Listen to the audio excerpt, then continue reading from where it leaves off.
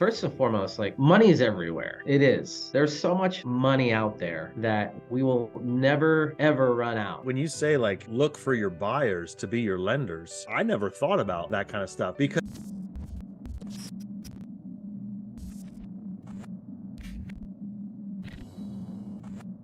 tell us where you're from and a little bit about what you do and who you are. I'm in What the part? Ohio markets. Okay. Columbus is the main market, and I'm also operating out of Cincinnati, Dayton, Cleveland. But right now, as our leads are coming in, we're basically all over Ohio executing our strategy. And I've been in real estate since 2009, and my start was buying a really dumb house to rehab that got me into wholesaling. Okay. Sold on my first house, got into wholesaling, did my first deal with my mentor soon after, and did that for a number of years, for like 2 or 3 years. And then I got my mindset focused on building some, reoccurring income through rentals. The whole, like to call it passive, but it's not really passive. There's nothing truly passive. It requires maintenance, and sometimes you got to go in and pull the fucking levers, call it that way. There's nothing truly passive unless you are an investor and you just put your money into this fund and then you get the returns without doing any work. But I started buying and holding in 2012 here in my market in Ohio, in probably the worst neighborhoods, because that's how I made numbers work back then. And we were local, and so we could go and manage the rehabs and do the leasing, do it all basically. And that do it all lasted for a little bit because I'm like, man, this is getting too crazy. Starting off with like 10 properties and 20 properties. At 20, it was like, all right, this is too much. You did all that by yourself? Not by myself. I partnered up with Dave Perichin's my business partner. Okay. Who was also one of my first lenders. And what we do is we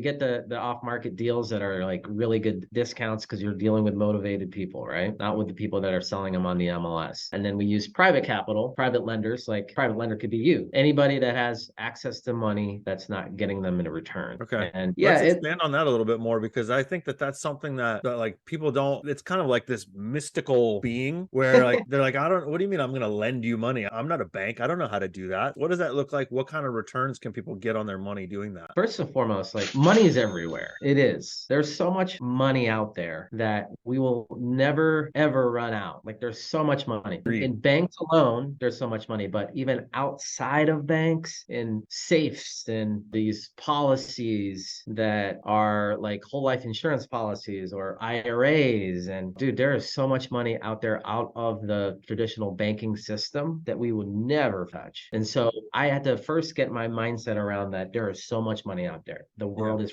abundant. Like you're not going to ever run out of money. You just have to be someone of value. When you become someone of value, like a real estate investor who is actively finding deals with equity, the money chases you. And when I was thinking, I'm like writing down like, who can I contact that might have money? Like I'm like, okay, first of all, everybody chases you when you have a deal. Money chases you when you have a deal. I had to like know and come with a value, a confidence, like, okay, I have something that people want. Discounted real estate. First and foremost, get that mindset right. You have something of value to give them. And then second of all, you don't really technically ask that person, like you, Stephen, hey, do you have any money? Got any money to lend on a deal? You ask them like, hey, do you know anybody that would be interested in discounted real estate deals that want to partner on the money side of things? Right, because that takes the pressure off, and it's not like you're forcing them or asking them for a handout. Yeah, it's indirect. I've always raised capital that way. And it's indirect. It's showing them case studies. If you're just starting out and you don't have like a current deal or you've never done a deal in the past, you talk about a deal that you've looked at and underwritten before. And you could get that from getting into a Facebook group and getting on all the wholesalers. And wholesalers are just people that get under contract a property that's discounted, do a markup, and then go find an end buyer and assign it to them. You can get on their list and underwrite their deals and show the opportunity to somebody and ask them, hey, do you know anybody to be interested in partnering up this way on a real estate deal? A lot of people like that word partner because they think that they're involved in the deal. The whole aspect of private money was a big mindset shift because I was all about transacting. And look, you need to transact to make money because you can't eat equity, right? We were able to find a lot of our private money lenders through, I was a wholesaler at that point, had really no contacts unless they were at their RIA, through the buyers. Your buyers list is where you can find probably your first lender. If you're looking for a private lender. That's a really good tip because like people don't really think about that. I mean, I don't think about that. I've been in real estate estate since basically 2004. So I went through the whole cycle. We lost our asses big time in 09 and 2010. Like I was actually counting them up yesterday because somebody asked me like, how many properties did you actually lose? And I was like, dude, why do people keep asking me questions about this?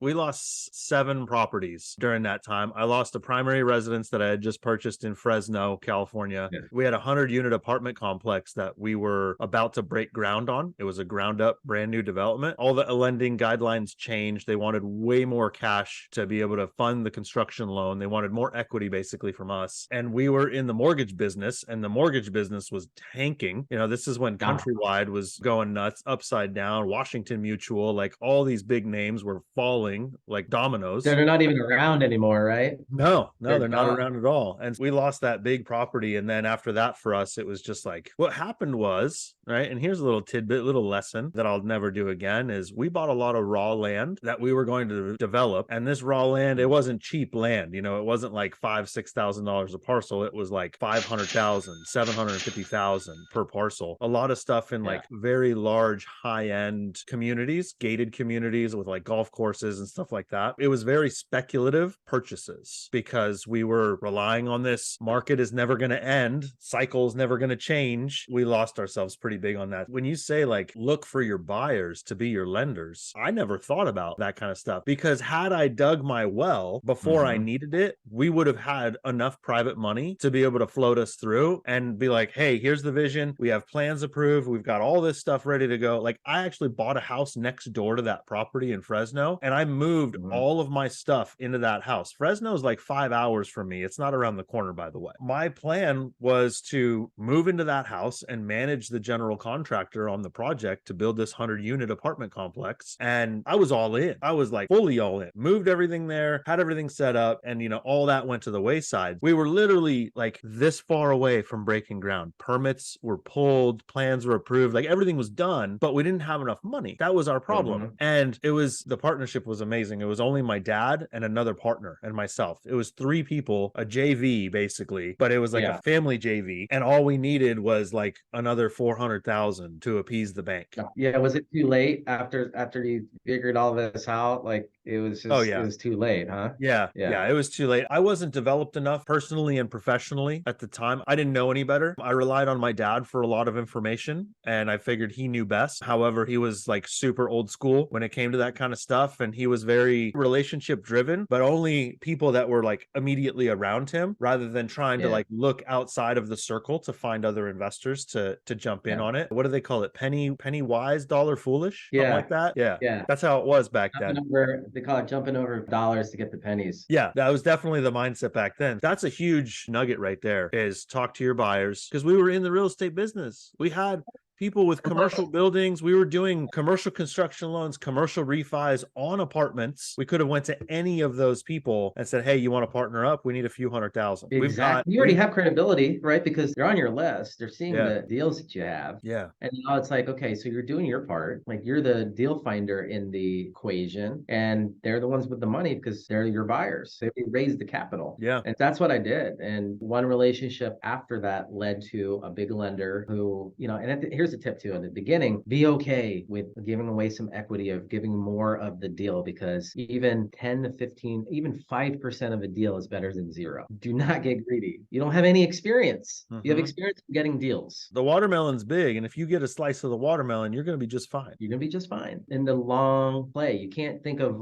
can't be short-minded on what you're doing here because these relationships that you have, you talk about digging the well, digging it first. You got to dig a deep well and then these relationships you can tap into later down the road. When you have a credibility packet, you have experience now. You've got 1 deal, 2 deals, 3 deals, 4 deals. And that's what leads to better terms after the fact that you've proven yourself. So don't get caught up. My buddy Eddie Speed always says like, hey, you're getting drunk on yield. Stop letting that get in your way here. Work with your investors. They don't know you and you're trying to build trust with them and then eventually the terms will change. And that's what we did. Like I gave up. I was happy to give that up. Equity deal deals, partnering with deals. And then on the next deal, I would start to ask for terms a little bit more favorable and then favorable, and then still win-win for everybody. Because again, percentage of a deal is better than zero. For sure. So that's how I got my deals. I was doing a lot of rent to own with these Oh, homes. okay. We like that strategy. We still do that strategy today. Wow. You get a quality and tenant buyer in place, and you can still execute the strategy of buy, renovate, refinance, and do the BRRRR strategies, rent, refinance. That's interesting, man, because we don't do much rent to own in California, or at least, around LA. But I think that's a really good idea, because then the buyers got skin in the game, right? The renter, the tenant, and they're not going to be calling you on every other, little fix it item that's there. They're going to rehang the towel bar after it falls off, because they always fall off, and things like that. And I think that's cool though, because like having skin in the game, they're like your partner in the real estate deal. And so it's in their best interest to take care of the home that you're allowing them to purchase. Yeah. And then they're taking home ownership mentality. They're keeping it, they technically are on the path to owning the house. So they're not going to destroy it. They're not going to just say, well, I rent here anyways. The renter mentalities, they don't have skin in the game. They just don't take care of your stuff. All the hundreds of units that I've owned, the ones that have some skin, like even Section 8 renters that don't want to lose their vouchers and their property is getting inspected, and come inspection time, they're doing their part. They're cleaning, they're making sure all the bongs and the drugs are out of the way. Getting smelling fresh. Yeah.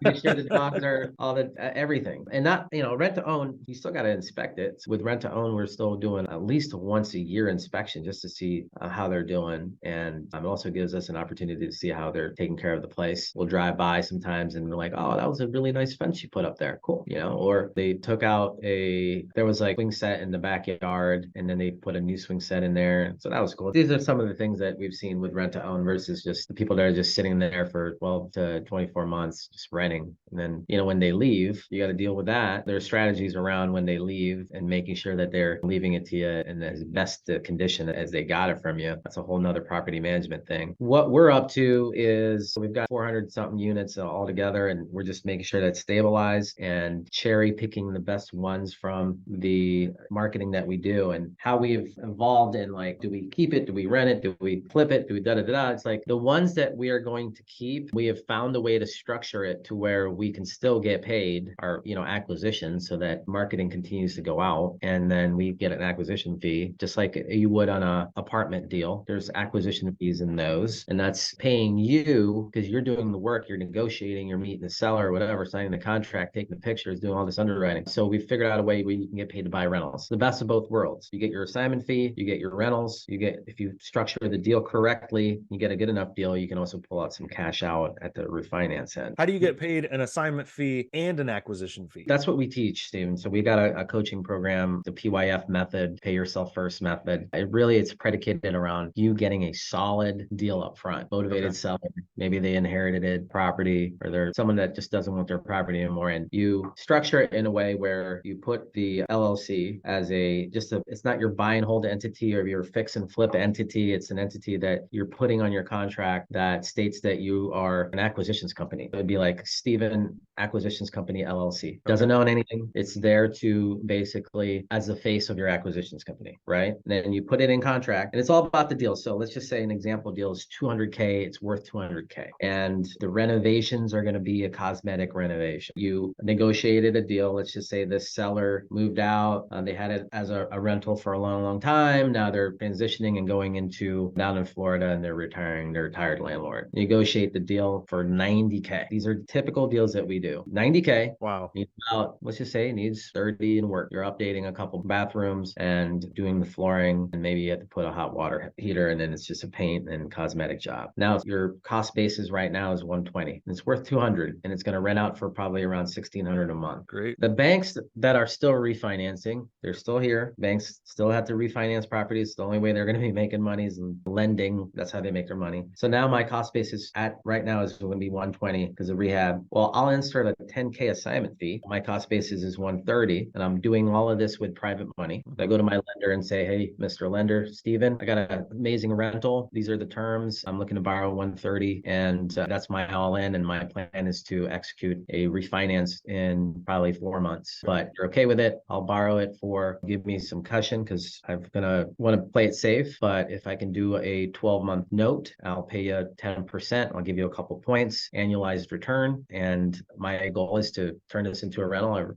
to refinance you out, pay you all back with interest. And so then when you're all in for this for like, let's say 130, then you've got 200K asset here. Once you renovate it and rent it out and stabilize it, the bank's going to send their appraisal company. And one of the things that we're doing is we're putting really good stuff into our rentals anymore. It's not uncommon to have, some granite in there just so that it also lasts. Sometimes countertops get messed up, how renters are. Of course. The strategy here now is I'm going to take this asset to the bank. They're going to appraise it at 75% of that 200K. What is that? Right. It's 150,000. So now you've paid what? Your cost basis is 130. You've paid your private lender a couple points as well. So let's say that, all in with the interest you've paid them is like 140 now. And I think that's being generous. And it's appraised for 150. They're going to give you 75% loan to value, and they're going to give you 10K cash out. Yeah, right. And then you can do whatever you want with that. Typically, if you're solid, you put that into your reserve account so that you can, if there's any forecast of move outs and stuff like that, you keep a cushion of a maintenance kitty in there. But you did this all without any of your own dime. Yeah. And then at the refinance closing, you're going to pay back your lender. So Stephen, you get all your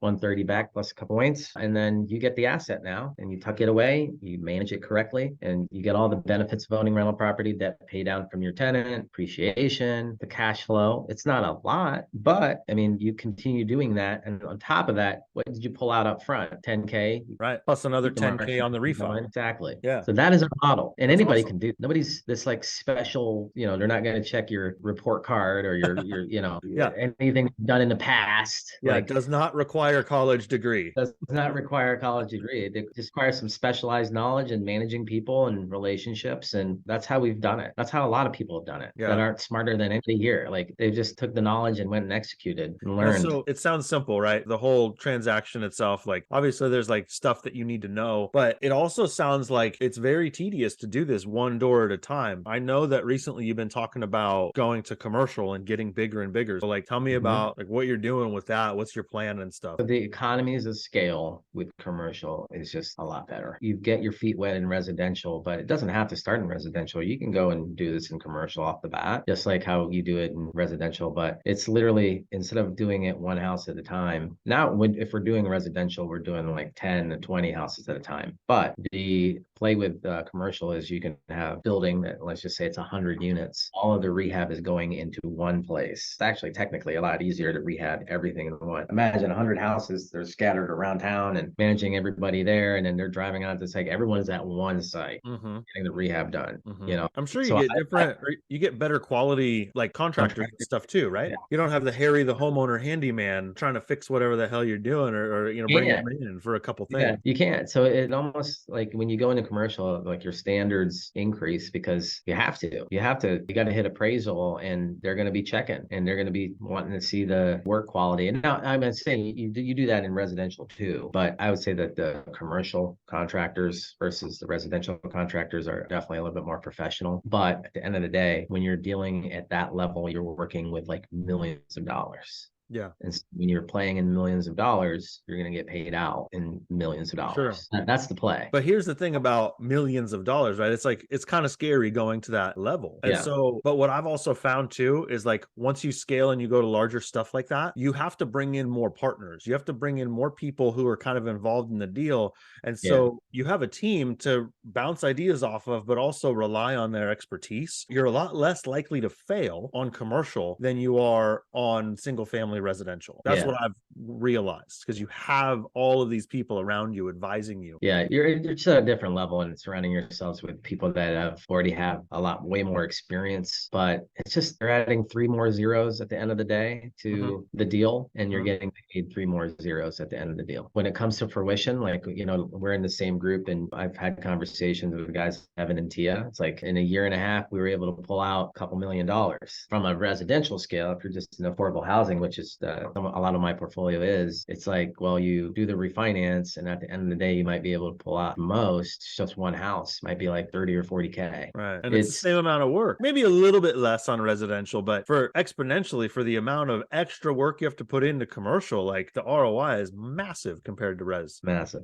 And so we dabbled with a big portfolio that you take imperfect action on. There wasn't a course. You relied on partners who've had the experience, and now we're stabilizing utilizing that and learned a lot of good lessons, like in property management. And I mean, a lot of property management lessons were learned, but also like the financing aspect, like the bridge loans that you can take out, all the other loans in commercial are actually favorable for investors. There's some really cool loans there because the bank actually wants to lend you more money. Yeah. They said it's riskier to lend on a deal that's like 200, 300K. It's so weird, right? It's so it's weird. funny. Like, It's funny. It sounds backwards, but really it's it not. is. It's like more protection for the bank, the larger and the better the asset. It's so weird. And Well, so, you also, I think that as you get larger with as far as like deal size and stuff, and even in any business, not even real estate, but any kind of business, the larger you get, the more consistency you have, but I think also the more professionalism that's there. Because like on a 100-unit apartment complex, you're not managing that yourself. You're no. bringing in a professional property management company, and the bank is like, cool, yeah, that's our partner too. Like you have a professional property management company, great, we love this deal. Versus like you owning 4 houses and you're like, oh, Yeah. I manage them all myself and I do the repairs too. You know, like they're gonna be like, dude, I don't know, like what happens if you get sick? Like Yeah. it's not gonna work. Who's So going to take care of it? Yeah. yeah, I definitely see that too. All right, well, I told you one of my shittiest deals ever that I lost in '09. Tell me about one of your shittiest deals. Oh God. Well, I tell you, when you start getting into some of these partnerships, you got to do your due diligence, man. It's not just what are they bringing to the table, right? It's also checking in, just like how you check in on tenants. You should do that with partnerships. There's a current deal now that's just like, ooh, why do we even get into this? You know, because we all get, we got into this deal a couple of years ago with a partnership, and we were just like, man, there's so much money to be made in this deal, and we're in this like, I'm in a part of another group, and all these other members are in this part of this group as well. And some of the partners in this deal, it's just hard to do business with. And when times get tough in partnerships, the truth, like their true personality comes out. My sage of advice here is sometimes when you are scaling and growing and trying to take some things down, just do your due diligence to some partners. Talk to some other people that they've worked with, or maybe talk to some lenders that they've done business with. And just telling you, sometimes you don't even need the partnerships that you have because you can be resourceful enough to have it to be done by yourself or with other partners. When you got like too many partners and deals, it could be messy and hairy. And make sure that you have a really solid freaking operating agreement. That's a saving grace. A lot of people do it because you and I are the same. Like we like to take action quick and jump off the cliff and build the wings on the way down, right? That's gotten us to where we are right now. Totally. But the details do matter, and you need to have that partner that is looking behind your back for that, and check who you're getting into bed with on some of these things that you're going to do. Thankfully, there's light at the end of the tunnel. But that's the biggest lessons that I'm learning right now is you just can't look at it at surface level, especially if you're signing on some debt and you got this long-term debt that you're putting on. Like the partners that you go to bed with, it's like you got to make sure that it's lining up, that they are the same value system, or at least you have a way of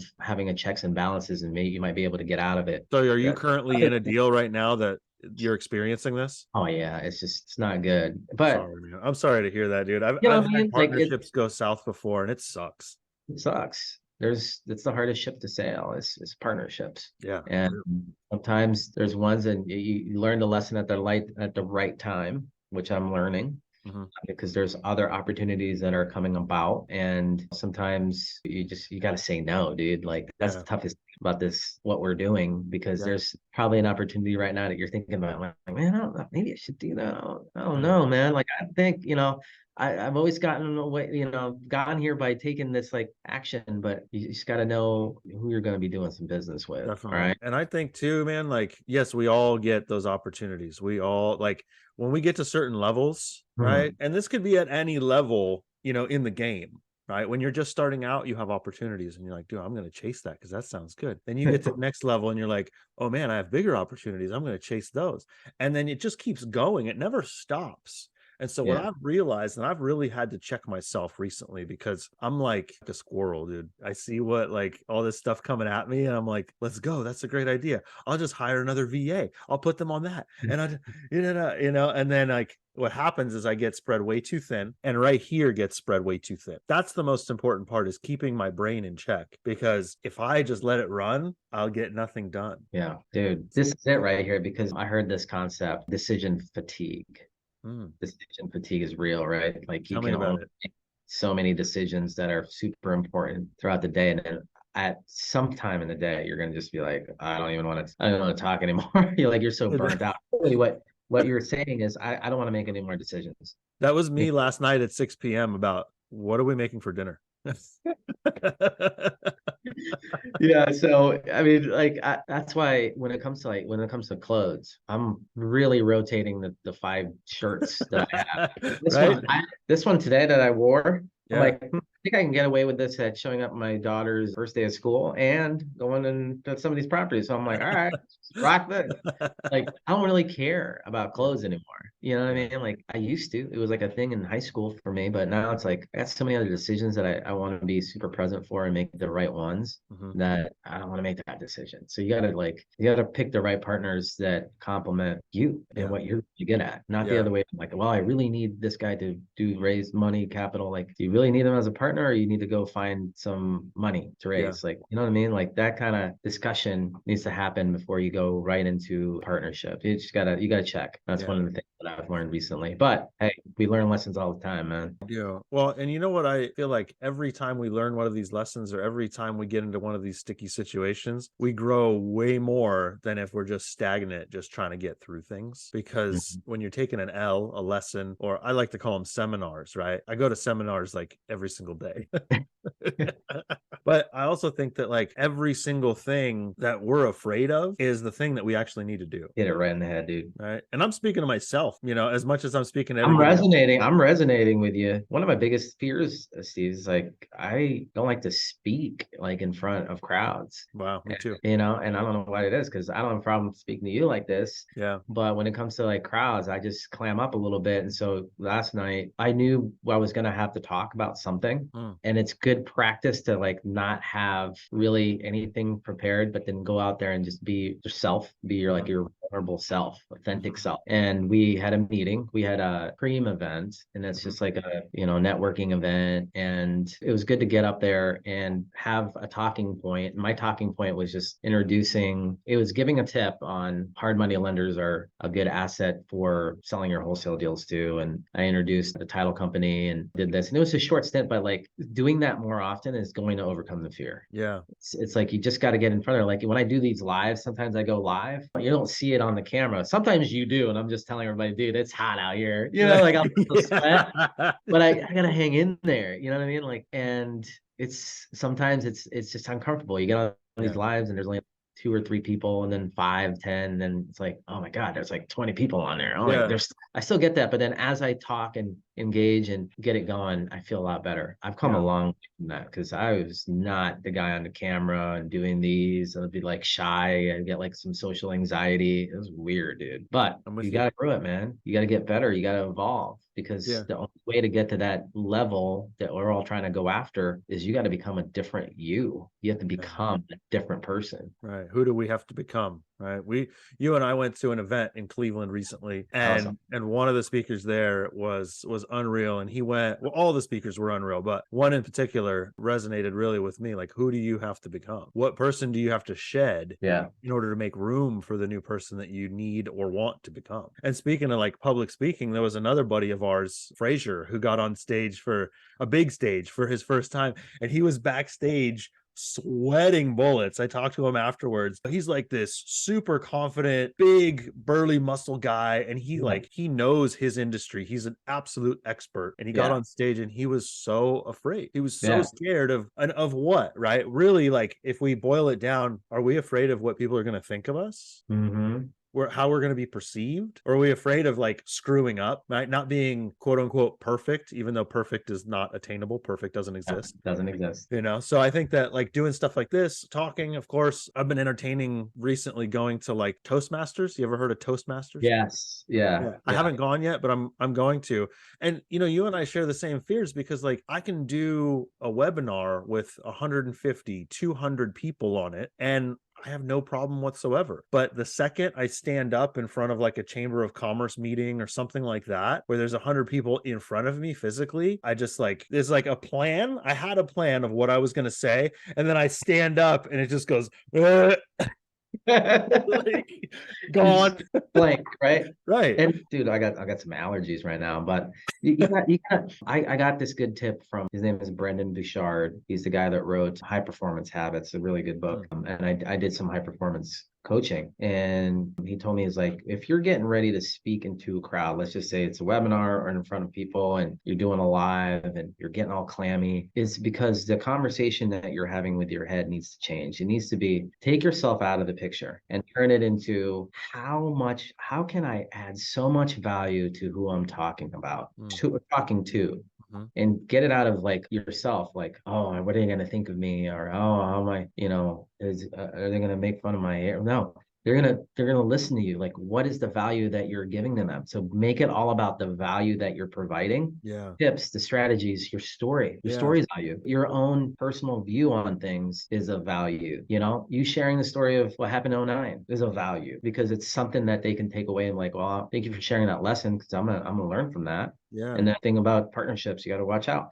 Like, it's all valuable stuff. And if you just leave it at that, like, Mhm. how can I add value? Yeah. All of this other stuff doesn't even matter. Like, what are they gonna think of my shirt, or what are they gonna Right. think of my short? And like, no one cares about that. They want to see like what you want to share. Like, Yeah. keep it at that, and then you feel better. And that's what I tell myself every time I'm getting ready to do something like this, or to get up. And that's why I shared that tip. I'm like, oh, this is something valuable, man. There's Yeah. wholesale. Like, ask the crowd. Is there anybody in the wholesale in here? I can't. I spoke right after our hard money lender. I'm like, go connect with this guy. Do you Yeah. know that he's got access to da da da da da? Everyone's like, oh man, Yeah. keep it at that. Then that like extra energy that you get from people helps you. Yeah. Helps No, you that makes get, perfect sense. you know what I'm saying? It So helps you So continue. what you're saying is like focus on adding value, and then you Yeah. end up forgetting about all of those like negative things or those Yeah. preconceived whatevers that you were really afraid of. Yeah. Focus And on the it's all value. that's just in your head. It's all Yeah, in. that's Oh, I might awesome. mess up. No, you're not. You're okay. So you messed up a little bit, but then continue giving your message of the value nugget that you're going to talk about. Speaking of adding value, tell me about your cream program and what that's all about. Our coaching program is basically, it shows you how to buy, like, do the burst strategy Yep. using rentals, using our PYF method to Mhm. get private lenders to buy your real estate deals, get them and do the burst strategy basically, and refinance. On top of that, not go broke doing that process. And we Okay. show you how to get paid up front. It's a 90-day deal, but we're actually relaunching that and going for as long as you want to stay within our group. We've got students on there that have been in there for like 2 years. Oh, that's amazing. We just want to create this community and show them what's possible with real estate investing, because it's changed our lives. And we started off in residential. Some of you are wanting to start in residential or commercial, whatever it is. We've got the experience and the lessons to help you out. The main thing that our program is designed for is to allow you to believe in yourself, to go out there and start acquiring assets. Mhm. This is how you create wealth, is you got to Mhm. own assets. Yeah. And it's cool to do it in a way where you're not going to go broke. And if you want to quit your job, you can. Some of our students have. Some of our students keep it because Mhm. their W-2 is helping them fund. Their main thing is funding their second thing, which is the real estate. They're Mhm. building wealth with it. W-2 income is really good to have when you're going for these loans. And so we show you basically how to raise capital, how to flip properties, wholesaling, wholetailing, how to hire the property manager, and not have to have this like super humongous big team to do it all. Like, That's you don't awesome. need a big team. You can get Yeah. a small team. It And sounds so, like you have like basically a start to finish kind of program. And yeah, one thing that I know personally, and you know it too, because we're in the same type of like business groups together, is that when you get around people that are already doing this stuff, it's the shortcut. And I know that I really struggled for a long time of like, what's a paid group or a paid mastermind or a paid course, even. I was like so stubborn that I think I could learn it myself. And I could, but what I've learned in the last basically year-ish that I've been in a bunch of paid groups, it would have taken me 10 years to learn on my own. yeah, And so like I definitely now push that message out there and encourage people as much as possible, like pay to get into those rooms, pay to learn from people who have made all these mistakes, and you will exponentially increase your trajectory on the growth that you want. yeah, it's powerful. And the relationship capital in our group is so powerful, and also in the groups that you're creating. And it's amazing. You can get a lot done now with a text or a phone call. That's how Yeah, our deals funded anymore, is that's through a awesome. text and phone call. I love it.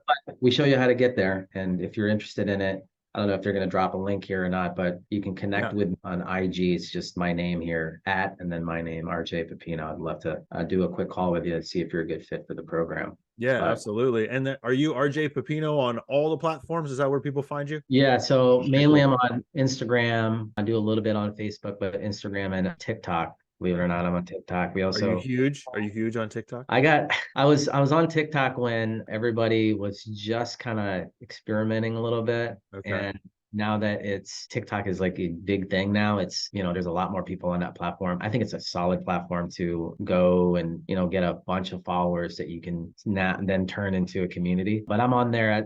It's at the real RJ Pepino. And At the then real RJ, because there are fake RJ Pepinos. I there know are. this. There are. I'm trying to get the whatever the verification is. I'm glad that they came out with the verification on Instagram because geez, there was like 2 or 3 other accounts on there. I know, man. I got your cousins, your RJ cousins always hitting me up for crypto. Weird. I'm not Happens a all the crypto time. guy. I I don't know. know I don't even know what the concept. But you heard it here first. If RJ is Yeah, hitting you up about buying crypto, it is not him. Do not do that. fake account. RJ, Fake. I appreciate you being on the show today. And as you know, we only welcome distinguished guests on our podcast. And so I appreciate you very, very much. And we'll be talking to you soon. Everybody go follow RJ and check out his cream program. I know that it's going to be helpful for a lot of people, and it's been helpful for a lot of people already. Thanks, dude. I appreciate you.